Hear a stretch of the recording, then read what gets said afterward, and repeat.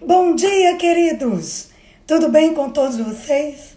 Estamos aqui hoje para mais uma live e hoje é um dia muito especial, como todos os dias, né? Mas hoje eu estou trazendo um tema para nós que eu acho que vai ser um diferencial na nossa vida em todos os sentidos. Hoje eu tenho um convidado que para mim é para lá de especial, alguém por quem eu tenho nutrido um carinho muito grande, juntamente com Naédia Moraes. Eu quero apresentar para vocês a sumidade Moribe Macedo. Pois é, Moribe Macedo é jornalista e palestrante. Conta com uma experiência de 25 anos entre rádio, TV e eventos. E há 5 anos lançou o projeto Quem Fala Bem, Vence Mais, com cursos, palestras, e ele já está aí, você está vendo, né? Seja bem-vindo, Moribe. Seja muito bem-vindo. Além de consultoria e comunicações estratégicas. Enfim, Moribe, bom dia. Eu estou muito feliz, primeiramente grata a Deus por esta oportunidade. E, claro, a você e a Naédia, que dentro de uma agenda lotada, cheia de muitos compromissos, me cede, ou melhor, nos cede, um pouquinho do seu tempo precioso para trazer para nós aqui ensinamentos. Porque eu creio que hoje, sério, quem não falava bem vai sair falando muito bem, correto? Saudações, missionária Flavinha. Bom dia para você, para a sua audiência, para quem já está conosco.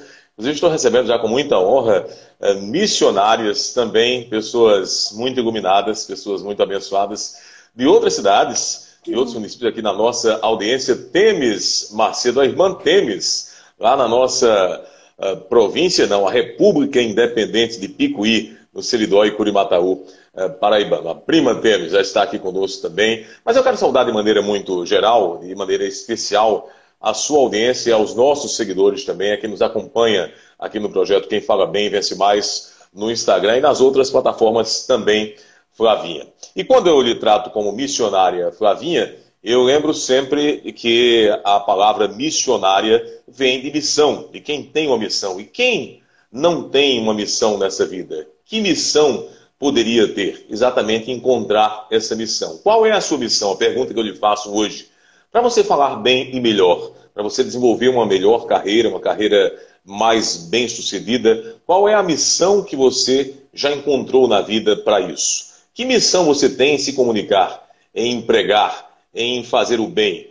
Qual a missão que você tem ao falar bem e ao comunicar algo positivo, trazer uma mensagem positiva às pessoas? Que missão e que menção você faz dessas palavras e desse seu propósito? Esse é um primeiro e grande questionamento, profundo questionamento que a gente tem a fazer nessa manhã de hoje, muito especial, manhã de gratidão, porque nos sentimos muito honrados aqui pela A2 Comunicação, enquanto profissionais e também enquanto empresa de comunicação, empresa de consultoria, comunicação estratégica, sermos aqui convidados, alvo dos olhares e da luz dessa energia muito positiva da Flavinha. Para mim é um prazer, Moribe. E assim, dentro do trabalho que eu exerço, tanto, eu não gosto muito de usar esse termo, mas eu vou usar no meio secular e também no meu ministério, eu trabalho com o público. E é claro que é desafiador, né? Muito desafiador falar em público. Tem pessoas que não conseguem desenvolver bem esta arte. E quando eu pensei nessa dificuldade, logo eu estou tendo aulas com você, né? Na aula show, os 7 pecados capitais da oratória, que tem sido para mim e para toda a minha turma um diferencial. Nós temos acompanhado todas as quartas-feiras, a partir das 20 horas, no teu Instagram. E quando eu pensei em trazer esse auxílio para o meu público, eu pensei logo em você. E mais uma vez, muito obrigada. Fique à vontade. Eu vi uma frase, inclusive, no teu Instagram, que diz assim: falar em público pode ser a mais simples do que você imagina. Isso é verdade, Murilo? É.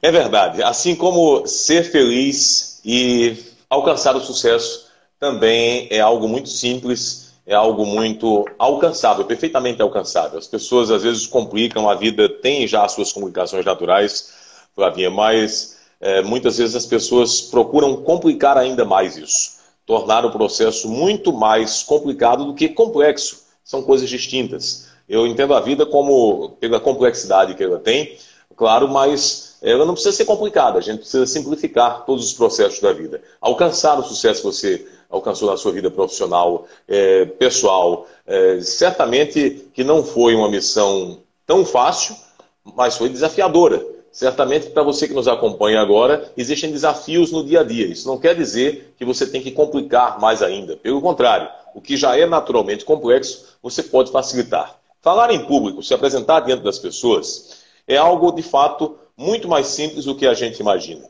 O maior inimigo que existe na barreira entre um orador e o público, entre alguém que vai se apresentar em uma audiência aqui na plataforma digital, entre alguém que está lá no palco e uma plateia que está lá nos assentos, entre alguém que está no púlpito de uma igreja, numa tribuna, e uma plateia que está superlotando aqueles bancos da igreja, a maior barreira, o maior inimigo não está nas pessoas, no julgamento que elas naturalmente terão, infelizmente a sociedade é assim, naquele medo excessivo que temos, o pânico que temos desse julgamento, não está exatamente nos microfones, na técnica, nas luzes, nas câmeras que estão nos gravando. O maior inimigo está em nós mesmos. É por isso que eu faço sempre muito uma analogia também ao lado espiritual, Flavinha, e tem tudo a ver, porque tudo em nossas vidas é regido pelo emocional e pelo espiritual também.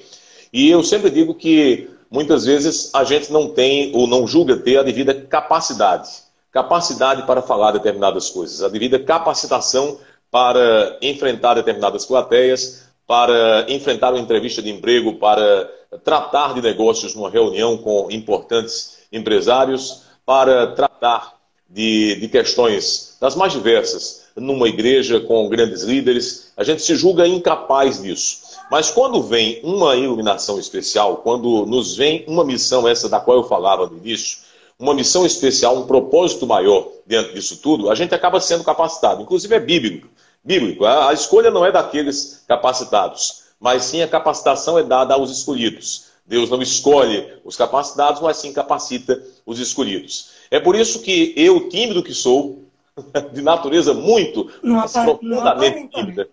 profundamente tímida, natureza profundamente tímida, e a psicologia nos explica isso, a gente não se livra totalmente da timidez, é algo que está na nossa persona, na nossa personalidade, segue conosco a vida inteira, mas a gente apenas controla. Quando a missão se torna maior do que a nossa timidez, do que o nosso medo, às vezes excessivo, de se apresentar, de encarar as pessoas, isso começa a dar um outro sentido às nossas vidas. Quando eu saí do curso de engenharia, um ano, no curso de engenharia da Universidade Federal de Campina Grande, na época eu acho que Campus 2 da UFPB ainda, eu não sou tão jovem quanto vocês que nos acompanham, mas enfim, na minha jovialidade espiritual, vou contar essa historinha para vocês. Quando eu saí do curso de engenharia para o curso de comunicação social, eu sonhava em trabalhar com música, trabalhar com comunicação de alguma maneira, mas escondido ali nos bastidores, sempre apenas anunciando as músicas, sempre gostei muito de música, e sem nenhuma aparição maior, sem me envolver com jornalismo, sem me envolver com câmeras, isso eu abominava completamente. A timidez era muito maior do que eu.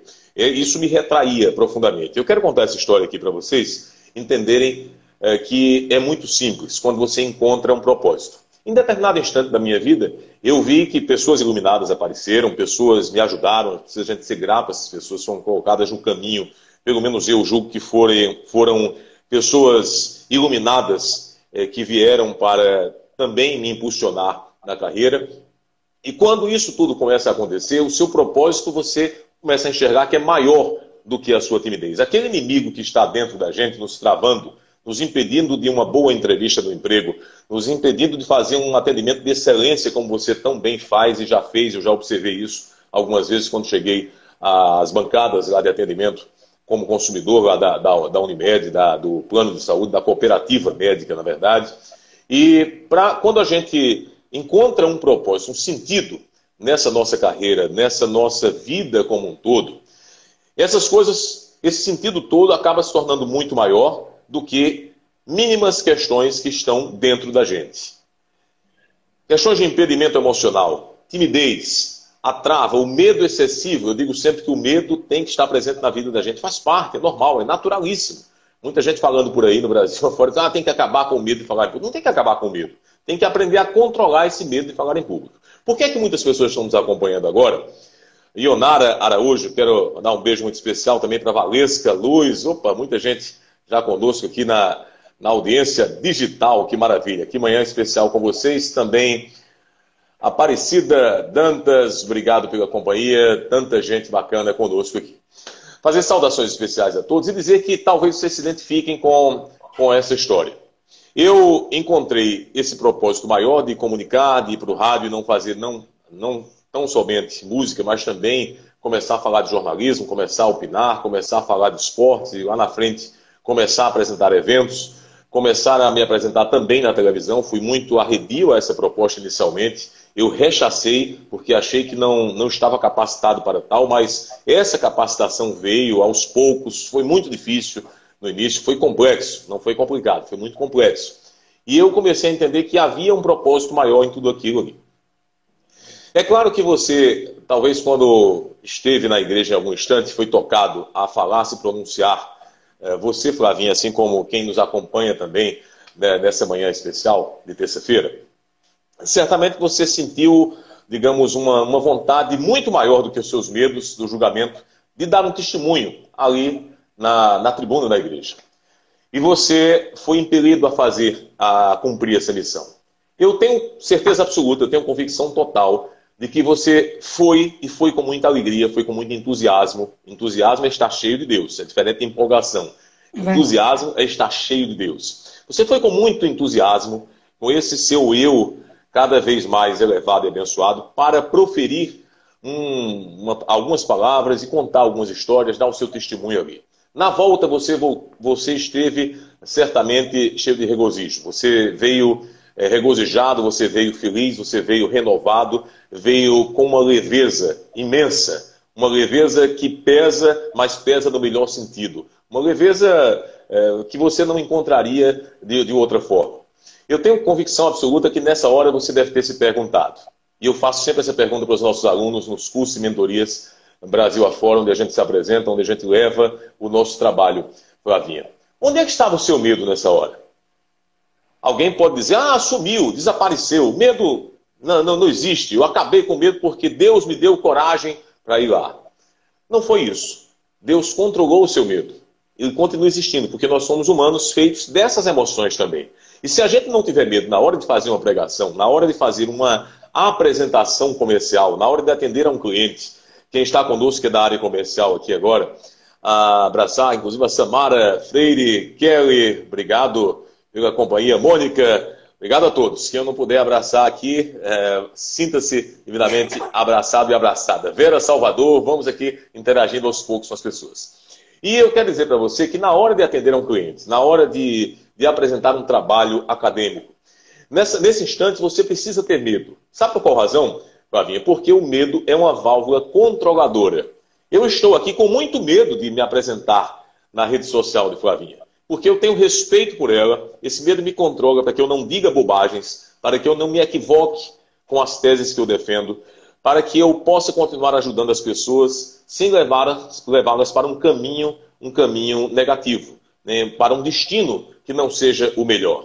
Eu preciso dar o melhor de mim com medo exatamente de que o meu pior, e todos nós temos o pior.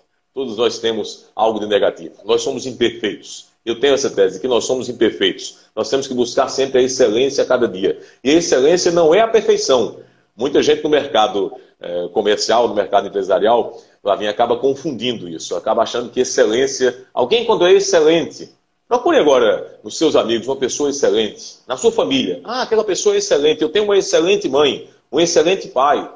Uma pessoa excelente não quer dizer uma pessoa perfeita. Nós somos cheios de imperfeições. E para que eu não coloque aqui as minhas imperfeições como algo mais importante, mais, digamos, destacado, mais enaltecido do que aquelas minhas potencialidades, os meus pontos positivos, eu me encho de medo. Me encho de medo com o limite. O meu medo acaba sendo essa válvula de controle para que eu não diga bobagens, para que eu não leve às pessoas uma ideia equivocada daquilo que eu penso, daquilo que eu devo fazer como missão. Então, eu acho que esse realmente é um caminho importante. A gente, primeiro, antes de tudo, antes de falar bem numa entrevista de emprego, numa apresentação, numa defesa de um trabalho acadêmico, na defesa de um projeto profissional, num concurso, qualquer que seja o momento emocional das nossas vidas. Para que eu me apresente com uma boa comunicação, eu preciso, antes de tudo, ter um bom equilíbrio espiritual, um bom equilíbrio emocional. É isso que nos dá a devida condição de fazer o melhor da gente. E às vezes a gente até, eu tenho certeza que já deve ter acontecido com vocês que estão nos acompanhando agora, às vezes a gente se surpreende e imagina, puxa, fui eu mesmo que fiz aquilo? Será que fui eu? Será que eu teria essa capacidade? Sabe o que acontece, Flavinha? A gente às vezes tem uma autoestima muito baixa.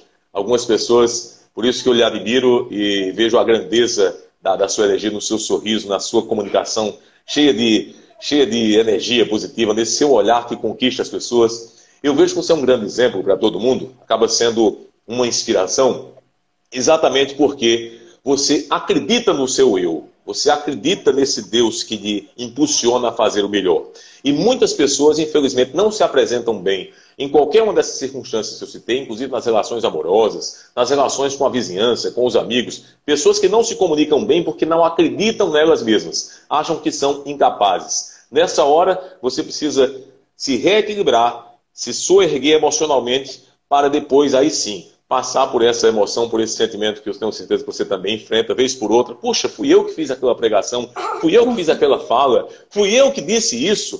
Eu nem acredito que foi tão bacana. É preciso a gente se amar mais. Eu digo sempre nas plateias, nas palestras por onde a gente passa, em Belo Horizonte, 4 anos seguidos, depois em Uberlândia também, uma quinta vez lá nas Minas Gerais. Plateias imensas de empresários, plateias gigantescas, estavam lá para assistir palestrantes paulistanos, cariocas, até alguns internacionais. E eu, paraibano, com muito orgulho, graças a Deus, nordestino, disse lá para eles: se amem mais. Como oradores, como comunicadores, líderes empresariais, vocês precisam se amar mais. Sejam menos impiedosos consigo mesmos. Sejam mais amáveis com o seu eu. Aprendam a perdoar mais a si mesmo, as suas falhas, as suas vicissitudes, as suas limitações. A gente precisa também se perdoar para poder fazer o exercício de perdoar o outro. Quando a gente começa a se perdoar mais, a gente vai para frente de uma plateia, a gente vai para frente de um grande empresário, vai diante de um grande líder, vai diante de uma entrevista de emprego, diante de professores, de acadêmicos, professores, doutores, lá na universidade, e se apresenta dentro dessas nossas limitações, mas com a vontade imensa de fazer o melhor e dando o nosso melhor. Nessa hora, a gente alcança o inacreditável para alguns. Moribe, e dentro ainda da questão medo, é muito interessante, porque eu trabalho com o público há muito tempo, muito tempo. E eu lhe confesso, e a todos vocês que nos acompanham, que todas as vezes que eu vou a um púlpito ministrar, inclusive na minha própria igreja, eu confesso que antes de pegar o microfone, eu estou tão nervosa, tão quanto eu estava antes de chegar aqui para falar com você. Eu estava muito nervosa, porque nós temos realmente este cuidado. Não é a questão de, eu não sei o que falar, porque eu sei porque eu me preparo para tal momento. Mas é o cuidado de não sair da linha. Como você muito bem colocou, o respeito com quem vai nos ouvir. Quando eu estou no púlpito de igreja, que é onde, claro, eu falo mais, o meu grande cuidado é não ferir a doutrina que eu creio, que é a doutrina bíblica, para não sair dali. Mas eu estava assistindo ontem uma palestra tua. Eu acredito que era uma associação, que você estava só com homens, porque quando a câmera pegou o público, só vi homens. E você falava algo muito interessante. E até citou um exemplo que eu achei muito legal. Que nós temos mania de preparar algo para alguém, ou falar algo para alguém, que a gente gostaria de receber ou de ouvir. Quando que, na verdade, a gente precisa saber o que o outro está precisando ouvir. Aí você citou, por exemplo, eu vou chegar lá, vou à casa de alguém, E eu digo, Moribe vai vir aqui, eu vou preparar para ele uma lasanha. Lembra desse momento? Ai, Moribe chega, tá de dieta, não quer a lasanha. Porque nós temos essa tendência de preparar para o outro, vamos dizer assim, aí, em todas as nossas relações, aquilo que a gente gostaria. Mas eu tenho aprendido, e me corrija, por favor, que nós temos que pensar como o outro, a necessidade do outro. Quando se fala em falar bem, inclusive tem, acredito que 15 dias, eu trouxe Josi Plessis, uma psicóloga, para a gente falar sobre inteligência emocional, que eu acho que é super importante em todas as nossas relações. Você tem inteligência emocional e um dos pontos você tem que compreender o que o outro está ali vivendo, sentindo, para que você consiga falar bem dentro da necessidade do outro. E eu tenho tentado entrar neste mundo e eu tenho tido resultados excelentes. Antes de falar, compreender melhor, tentar ter empatia, me colocar do outro lado, para eu tentar levar uma comunicação melhor que me traga um resultado, tanto a mim quanto a outra pessoa, bem melhor. Me corrija, por favor, se eu estiver errado. Você está com total razão, Flavinha. Eu me sentiria também muito à vontade de fazer alguma correção, se fosse o caso, mas eu acho que o pensamento moderno é esse mesmo, exatamente esse. O coaching, eu tenho uma formação em coaching, e claro que tenho as minhas críticas ao modismo, ao excesso do modismo do coaching. É uma metodologia muito interessante, eu julgo importante, porque se baseia exatamente na psicologia, em saudação a Josi Plessis, grande psicólogo, grande profissional da área, no contexto da gestão das emoções.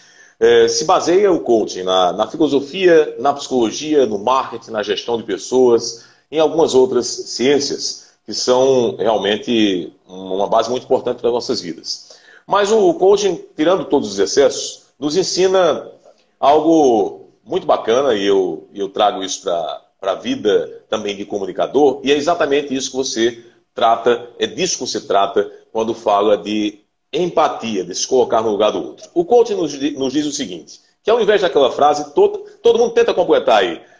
Valdson, meu querido grande nutricionista, o Pablo Norte, Gleick, quem está conosco, Lustosa e mais, não sei se a pronúncia é essa, Meia Aranha, acho que é Meia Aranha. Na verdade é Graça Aranha. Graça Aranha. Opa, que legal. Abençoada, que é sua que maravilha. Super coração para você. Obrigado pelo carinho, obrigado pelo carinho. Eu tenho certeza que vocês vão completar a frase. No geral, todos nós completamos a frase assim, o coaching nos ensina diferente. E eu adaptei isso para a oratória também. A frase é a seguinte: nós devemos tratar as pessoas, ou nós devemos tratar as pessoas como gostaríamos de ser tratados. Nós devemos tratar as pessoas como gostaríamos de ser tratados. E o coaching nos ensina que não é assim.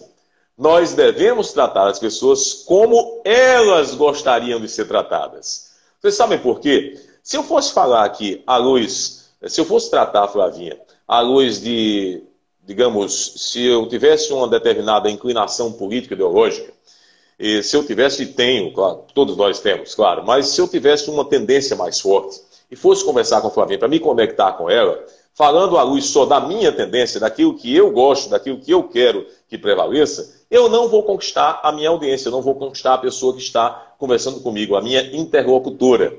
Então é natural que a gente acabe, de alguma forma, se distanciando. Os caminhos tomam outros rumos. A gente toma outro caminho, na realidade. O que é que eu devo fazer para me conectar a essa pessoa? Falar não exatamente o que eu gostaria de falar, o que eu gosto de ouvir, o que eu quero dizer, mas sim o que aquela pessoa gosta e precisa ouvir. O que é que ela gosta exatamente? Para me conectar a essa pessoa, eu preciso criar essa relação, que se chama, no mundo do coaching, de rapport. A conexão, rapport, que muitos traduzem como elogio. Na verdade, eu tenho uma outra interpretação. Acho que o rapport é mais que isso. Não é exatamente um elogio, mas falar a linguagem do outro. Falar a linguagem do outro. Inclusive, o Nelson Mandela nos ensinava muito sobre isso. Falar a linguagem da outra pessoa. Outro grande líder negro mundial, Martin Luther King, também nos dizia que quando a gente fala com a nossa própria linguagem, a gente atinge o cérebro das pessoas. Quando a gente fala com a linguagem das pessoas, a gente atinge o coração delas. Então, é esse o caminho. É esse o caminho. A gente não tem que tratar as pessoas do ponto de vista da comunicação também. Eu não tenho que falar o que eu gostaria que falassem comigo, mas sim o que as pessoas gostariam que fosse falado para elas. Esse caminho, claro que é delicado, claro que não é um caminho dos mais fáceis. O processo é complexo, sim. Mas no momento em que eu começo a entender o perfil daquela pessoa, estudar aquela pessoa que está falando comigo, a tendência é que eu possa conquistá-la mais e mais e que eu tenha uma comunicação bem sucedida, né, nessa relação com o meu interlocutor.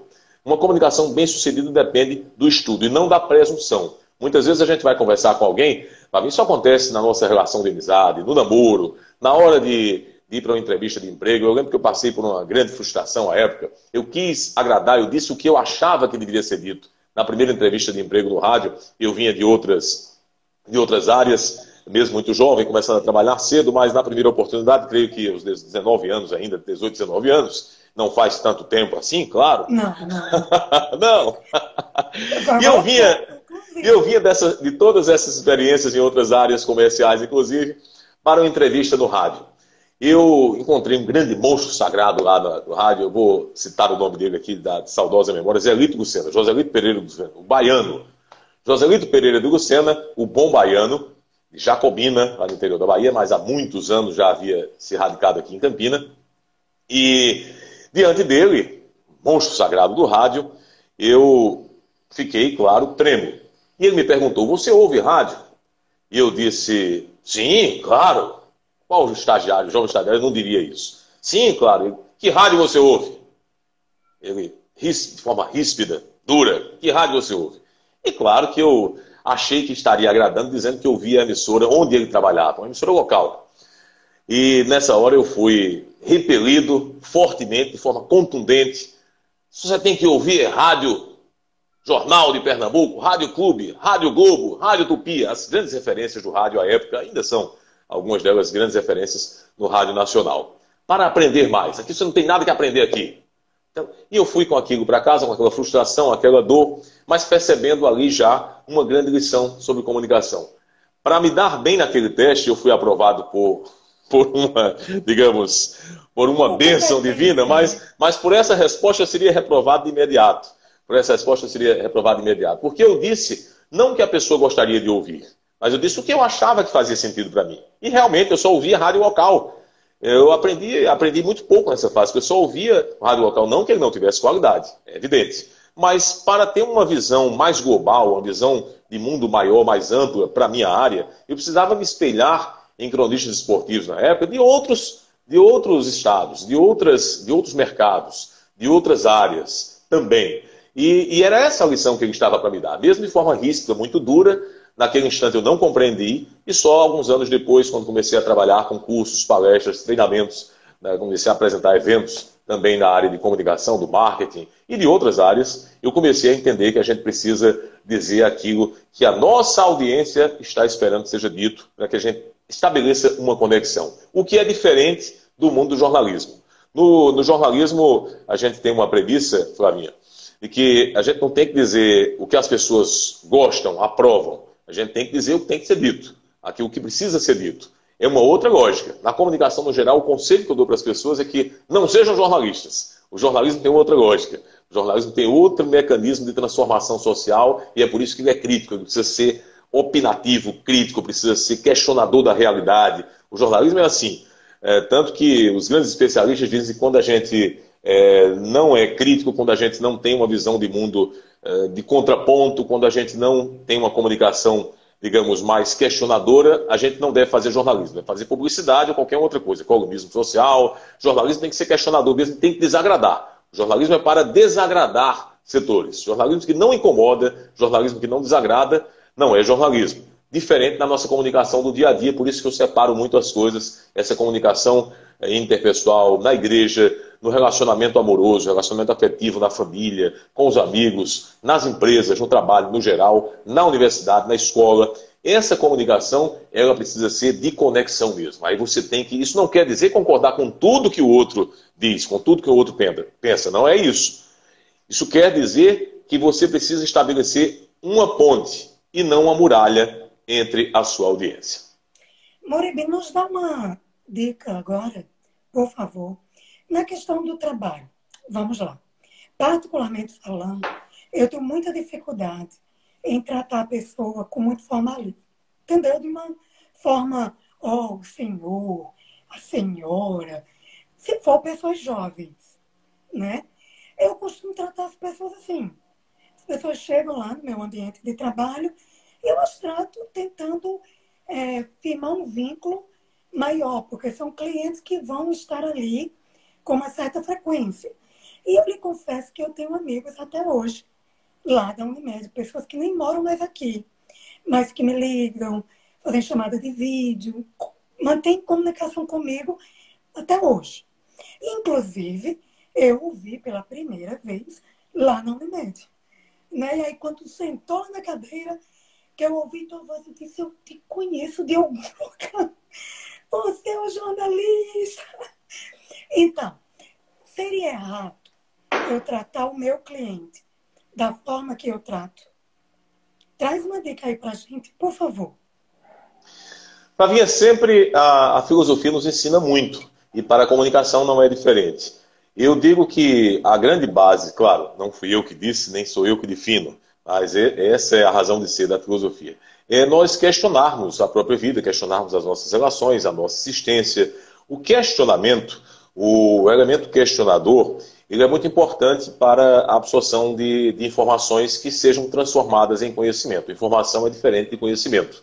O conhecimento, a gente tem nele uma filtragem das informações, das mais diversas que a gente recebe no dia a dia.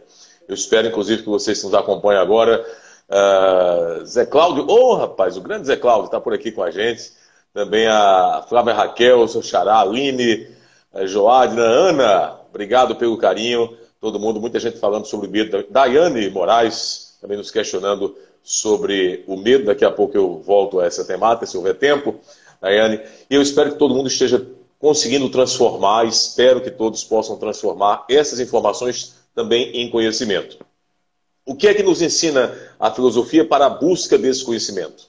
Perguntar, simplesmente questionar. Perguntar, tem até uma expressão muito popular, perguntar não ofende, né?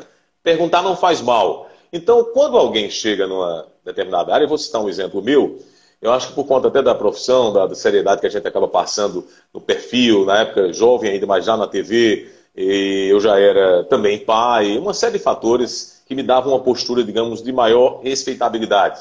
E as pessoas no comércio às vezes me tratavam da seguinte forma, eu mesmo muito jovem, muito garoto, mas as pessoas vinham me atender no comércio, em algum restaurante, enfim, qualquer que fosse a empresa dessa área de serviço ou do comércio, e as pessoas se dirigiam a mim.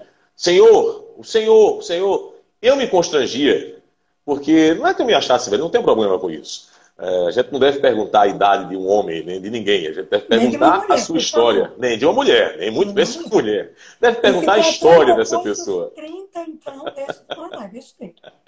Nesse caso, é uma exceção. Não se pode perguntar a idade, mas outras coisas você deve perguntar de forma respeitosa. Como é que o senhor gostaria de ser tratado? Eu posso lhe chamar de você? Eu posso lhe chamar de senhor ou senhora, por questão de respeito? A maioria das pessoas, até mais velhas, até mais idosas, até gostam de ser chamadas de você. Sabia disso?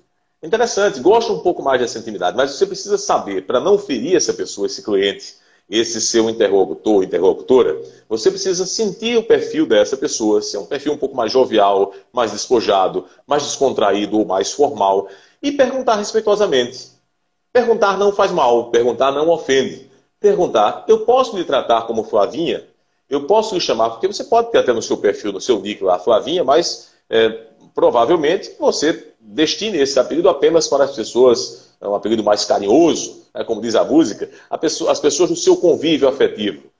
E se não for assim, se for diferente, eu posso e devo perguntar, como é que como é que o senhor gostaria de ser tratado? Posso lhe tratar assim? Essa é uma pergunta que é fundamental no estabelecimento de uma boa comunicação. Perfeito. Dentro do medo, como Daiane Moraes fez uma pergunta, o que fazer com este medo, além de controlar? Por exemplo, quando eu iniciei, né, no ministério, e até mesmo no meu âmbito de trabalho mesmo, que eu tinha uma certa dificuldade. Eu usei a seguinte estratégia. Eu não fixava o olhar em ninguém. E acho que foi na tua última aula, ou na penúltima aula, salvo engano, você falou alguma coisa a respeito e eu fiquei aqui rindo, lembrando de como eu agia. E eu até hoje tenho isso como estratégia. Eu não fixo o olhar em ninguém, para eu, de repente, não me perder. Tá? E aí eu faço aquele olhar assim para todo mundo, olho para você, Global. olho para o outro, entende? Mas não fixo, porque eu tenho receio, de repente, o olhar da outra pessoa me desconcentrar de alguma forma. E aí, no medo, diante de uma plateia, quando o medo bater, além de tentar controlar, respirar fundo, que estratégia a mais você tem para nos dar nesta manhã?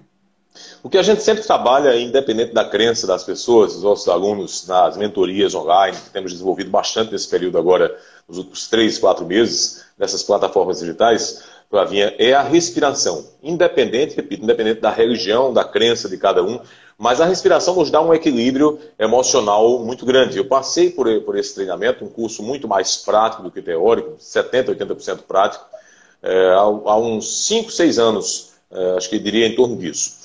E o curso de respiração nas montanhas, de respiração guiada ou respiração concentrada, ele nos dá muito desse equilíbrio emocional para enfrentar as plateias, enfrentar toda e qualquer situação que você precise enfrentar na sua vida profissional. No momento de um concurso, de um Enem, de uma prova, de um exame de ordem da OAB, qualquer que seja o momento desafiador. Respirar antes, respirar faz muito bem. Eu lembro até que a Unimed Nacional agregou-se a uma campanha do Conte até 10. E eu faço até um complemento dessa campanha que eu acho maravilhosa. Quem não se irrita? Quem nunca que está acompanhando a gente agora, quem nunca cometeu um pecado capital de se irritar, de até ser agressivo, grosseiro com o outro no trânsito, com o vizinho, em casa, nas relações familiares? As relações humanas são complexas mesmo. As relações humanas são difíceis. E a gente precisa ter muito equilíbrio para contornar determinadas arestas, para parar determinadas arestas nessas relações que dependem essencialmente de comunicação. Comunicação não gestual também. Comunicação não verbal. A não gestual só pelo olhar, pelo sorriso, pela respiração. E é na respiração que mora todo o nosso controle também, do ponto de vista fisiológico. Quanto mais se respira, mais se conta até 10, mais você se concentra, se acalma, se tranquiliza para enfrentar determinadas situações. Eu vi recentemente um jovem palestrante da área de oratória falando para multidões, e ele tem uma visão diferente, que eu respeito bastante, com relação ao olhar.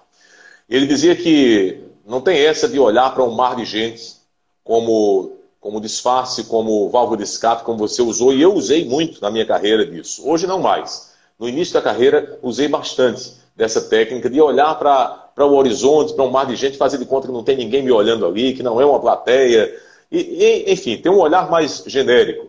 Hoje a gente diria olhar de drone. Filma tudo no geral, mas na verdade não foca especificamente em ninguém, para não desconcentrar.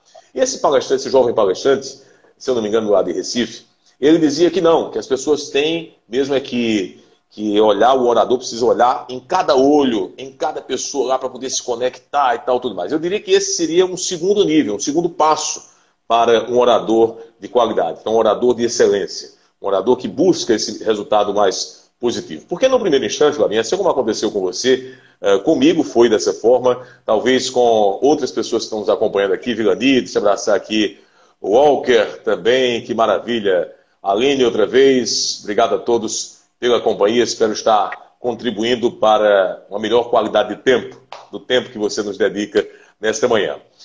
Conosco aconteceu o seguinte, a gente tinha um certo impedimento emocional, o medo excessivo do julgamento das pessoas, uma timidez que me acompanhava, me acompanha a vida inteira, eu apenas hoje controlo melhor essa questão emocional. E diante de plateias numerosas, eu fui convidado, por exemplo, só para citar uma situação no início da carreira, para apresentar, mesmo ainda muito jovem, um evento internacional. E lá estavam 750 pessoas nesse auditório, num encontro internacional, se eu não me engano, de engenheiros, algo nessa linha. E eu fiquei profundamente temeroso, do resultado daquela minha apresentação. Embora eu estivesse lendo. Tinha segurança na leitura, segurança no que eu iria fazer, não falava nada como eu estou falando aqui agora, tido como, entre aspas, de improviso, de maneira mais à vontade, mais coloquial, mais informal. Eu tinha tudo lá planejado, tudo escrito no papel. Mas ainda assim, eu tremia, como diz aquele velho dito popular também, eu tremia feito vara verde. Tremia feito vara verde, como a gente diz aqui no Nordeste. Eu disse isso certa vez lá no Paraná, numa palestra em Curitiba, e ninguém entendeu nada. Tremer feito vara verde, o que é isso? Eu tive que explicar para eles. Bom, mas aqui está todo mundo, espero que todo mundo compreendendo. Eu tremia bastante, tremia muito. Para controlar esse meu tremor, o que é que eu fiz? Eu olhei no horizonte, como você fez também. Eu olhei para aquele mar de gente, fiz de conta que era uma fotografia na minha cabeça desse meu autocontrole, na busca desse meu autocontrole. Não olhei fixamente em nenhuma daquelas autoridades. Havia ali, inclusive na plateia, um ministro da República. Havia diretores de organizações muito importantes, governador do estado, prefeito, todos ali diante de mim, olhando na minha direção. Eu não era a estrela do evento, o mestre de cerimônias, naquele caso, especificamente, o palestrante, sim, se torna o centro das atenções. A autoridade é o centro das atenções de um grande evento. Mas o mestre de cerimônias não, ele precisa ter entendimento de que ele é coadjuvante, ele é apenas um condutor daquela apresentação. Mas enquanto ele estava chamando para a mesa as autoridades, enquanto ele fazia a leitura de um texto, aquele personagem lá era olhado fortemente por toda a plateia. A plateia se concentrava naquela fala, naquele discurso. E claro que eu fiquei muito, mas muito trêmulo, muito nervoso no começo da carreira. Procurei não olhar fixamente em nenhuma das autoridades, nenhuma das pessoas que ali estavam. Comecei a olhar no horizonte.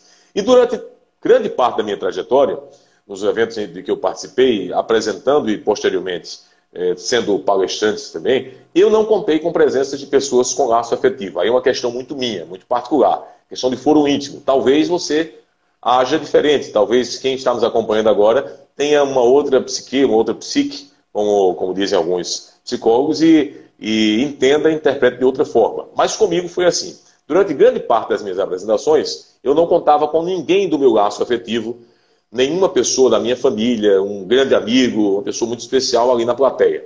Eu falava para estranhos, para o mercado, pessoas que me conheciam mais como profissional, mas não tinham nenhuma ligação afetiva. Isso me deixava profundamente tranquilo, muito tranquilo também, para olhar para o mar de gente e não identificar absolutamente ninguém de forma específica. Só que quando as pessoas da minha família, do meu laço familiar, começaram a ir para os eventos também, uma vez ou outra coincidia, eu raramente convidava, até por questões também de tremores, de abalos sísmicos na minha timidez. Eu não convidava as pessoas da família, mas uma vez ou outra elas acabavam indo. Certa vez minha mãe, que é professora, que eu respeito bastante, que pegaria certamente no meu pé se eu cometesse grandes erros gramaticais e tudo mais, eu fiquei muito constrangido diante da presença dela. Ela super orgulhosa lá, meu filho, era muito ruim pra chuchu, mas ela achava maravilhoso, coisa de mãe, né? Ele está muito bem, ele dá um show, é isso, claro que ela vibrou.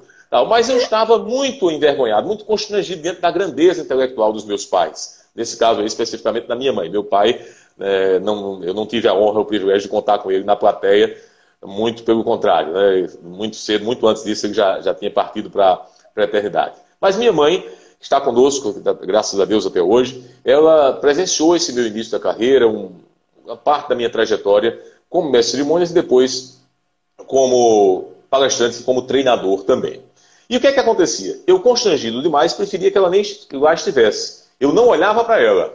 Aí é que eu olhava para o mar de gente, não olhava para ela. Porque com ela eu tinha e tenho laços afetivos. Isso me desestabilizava. Outras pessoas se sentem encorajadas com esse tipo de presença na plateia. Quer que eu dê um exemplo interessante agora? Certa vez eu fui apresentar um trabalho acadêmico, um trabalho na universidade, um trabalho muito simples, não era defesa ainda de TCC, nada disso. O termo TCC nem existia nessa época, ainda estava para ser criado. Mas enfim, era um trabalho simples, um seminário. E alguns amigos da minha área, obviamente, e que trabalhavam comigo também nesse tempo. Eu trabalhei desde cedo na área de comunicação e fazia o curso de comunicação, já estava, digamos, no terceiro, quarto período de curso. Eles resolveram aprontar comigo. Na minha apresentação, ficaram fazendo alguns gestos na parte de trás do auditório, lá da sala de aula, e me desconcentrando o tempo inteiro. Não, eram desafetos meus, pessoas do meu convívio, mas naquele instante exatamente eles estavam me prejudicando muito, porque era uma apresentação para nota.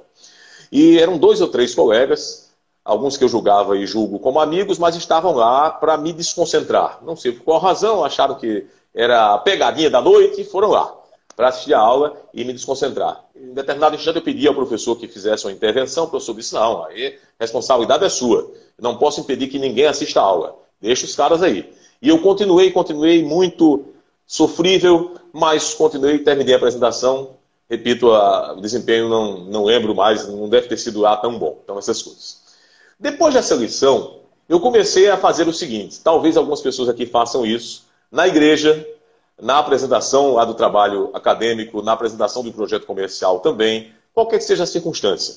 Eu comecei vou revelar aqui uma questão muito íntima, uma situação muito, muito particular, eu comecei a encarar os desafetos, aqueles que iam para a plateia, para torcer contra, para vibrar, para torcer para que tudo desse errado, que o microfone falhasse, que eu gaguejasse, que eu esquecesse o conteúdo, que desse o branco. Aqueles caras eu usava como válvula de estímulo para mim, como combustível para que tudo desse certo. E eu comecei a trazer isso para a vida. Tem muita gente na nossa vida torcendo para que dê errado, torcendo para que dê tudo errado, para que tudo aconteça ao contrário. A turma do contra. Tem muita gente torcendo para dar errado. Porque a maioria das pessoas quer ver, até os nossos amigos são assim também, quer ver a gente bem, mas não melhor que eles. A maioria das pessoas quer ver a gente bem, mas não melhor que elas. Eu comecei a ver nessas pessoas, quando algumas estavam na plateia, graças a Deus eu não tenho, pelo menos eu não tenho inimigos, talvez inimigos me tenham assim, mas desafetos, mas eu procuro me relacionar bem com todas as pessoas, respeitar as individualidades, as diferenças de todos. Mas quando tem alguém com esse tipo de sentimento na plateia, a gente observa isso, sabe o que acontece? Eu vibro. Eu saio de lá, Jesus, coloca mais gente desse tipo. Para torcer para dar errado. Torce para dar errado. Porque aí é que dá certo. Aí é que dá certo. Aí é que a coisa flui e a gente vence e vence na glória de Deus. Essa tem sido a minha receita. Não sei se vai servir para vocês. Não, eu adorei. Eu adorei.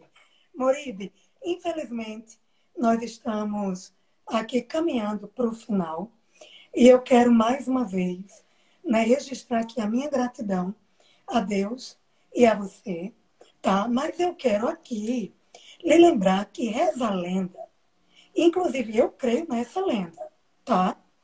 Que por trás de um grande homem sempre há uma grande mulher. E eu vejo isso, porque Naédia Moraes é uma fofa. E ela tá Verdade, é verdade. Naédia, muito obrigada. Eu sei que você está aí. Um beijo. Você é uma fofa. Me deu toda a atenção. Facilitou todo o caminho para que todos nós, nesta manhã, estivéssemos tendo todo esse aprendizado. Que Deus te abençoe grandemente. Moribe, tudo foi de grande valia. Eu acredito que todos que estão nos acompanhando estão aí, ó, cheios de estratégias. Eu vou sair daqui, ó, pronta para enfrentar uma multidão. Quem sabe aquela que você enfrentou de quase 1000 pessoas? Brincadeira. Mas, olha, foi um prazer. Deus continue te abençoando, tá? Você é o meu mentor, porque, claro... Sim, gente, ó, deixa eu falar para vocês. Todas as quartas-feiras, às 20 horas, nós estamos tendo a aula show com os 7 pecados capitais. Moribe está lá nos conduzindo. Amanhã, acho que é quarta, não é isso, Moribe? Quarta-feira, isso. Amanhã, 20 horas, 8 da noite. Não é a quarta aula amanhã? Isso, quarto pecado capital da oratória. O quarto pecado.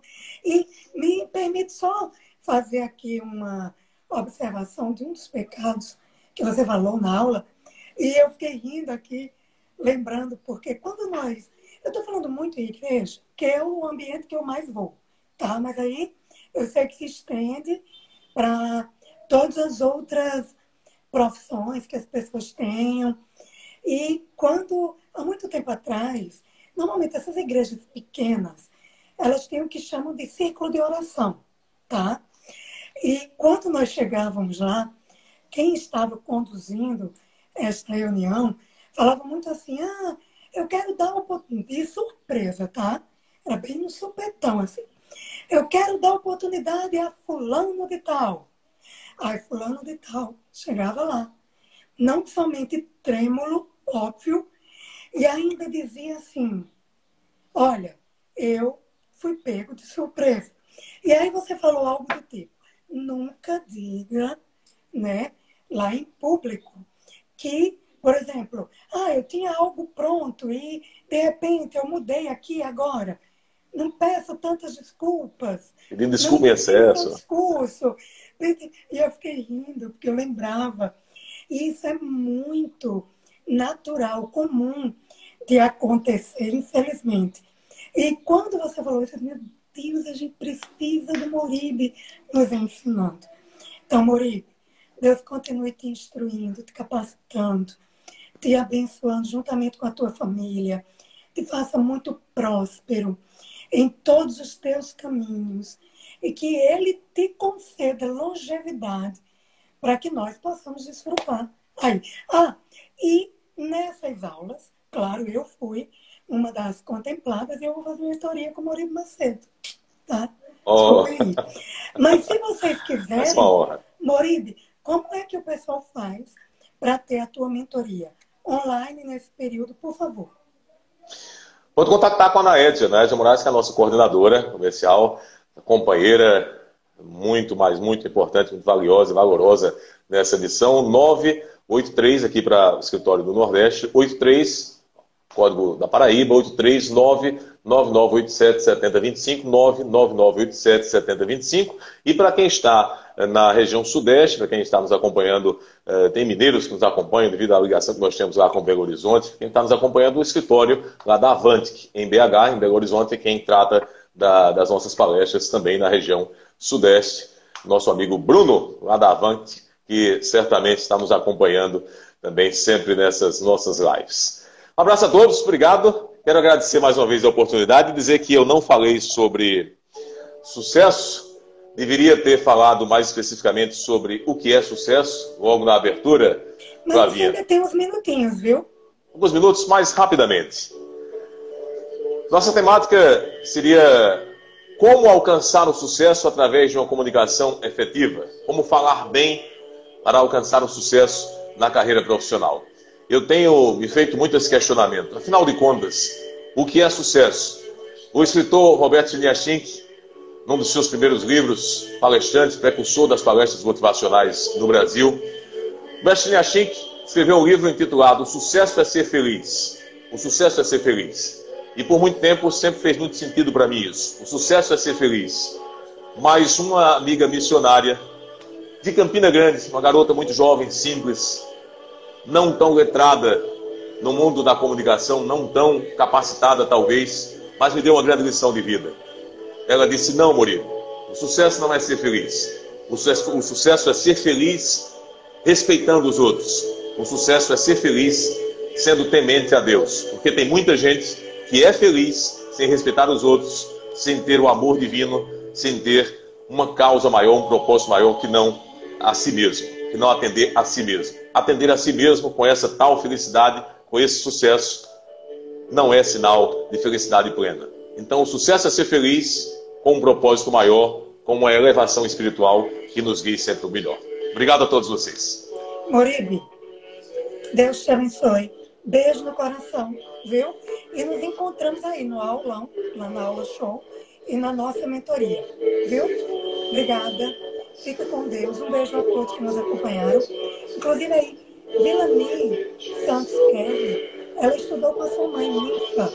Tá? Oh, maravilha. E ela disse que a tua mãe é uma fofa, uma professora muito competente. Estudou e ensinou lá no Estado da Prata. Isso, claro. Conheço demais. A minha amiga Vilani, há muito tempo que eu não vejo. Beijo para ela. Ela mora em Guarulhos hoje. Está conosco, diretamente de Guarulhos. Daí o motivo da distância, mas a rede digital, a rede social, o mecanismo digital nos aproxima. Saudades. Beijo. Beijo grande. Obrigadão. Fiquem todos com Deus. Tudo de bom. Afinal de contas, quem fala bem, vence mais.